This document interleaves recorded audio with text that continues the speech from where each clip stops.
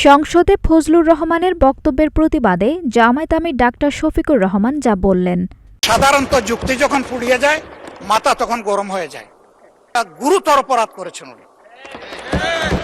আমার আদর্শ সিলেকশনের ব্যাপারে উনি কথা বলেছেন, এটা বাড়তি অপরাধ করেছেন। আমি অনুরোধ করব মাননীয় স্পিকার, তার এই অসংসদীয় অংশটা এখান থেকে যেন এক্সপাঞ্জ করা হয়। তার মতো একজন প্রবীণ ব্যক্তির কাছ থেকে, রাজনীতিবিদদের কাছ থেকে আমি এই ধরনের আচরণ আশা করিনি। আমরা এখানে প্রথম দিনই বলেছি ভালো কিছু শিখতে এসেছি। কাউকে হিট করা, গালি দেওয়া, এর মাধ্যমে বড় কিছু অর্জন করা যাবে না। কিছু গোলাবাজি হতে পারে বড় জোর, কিন্তু তার চাইতে বেশি কিছু হবে না। আর সাধারণত যুক্তি যখন ফুরিয়ে যায় মাথা তখন গরম হয়ে যায়।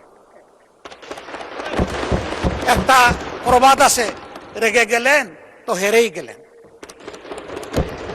আমরা সবাই মিলে হারতে চাই না, আমরা সবাই মিলে জিততে চাই।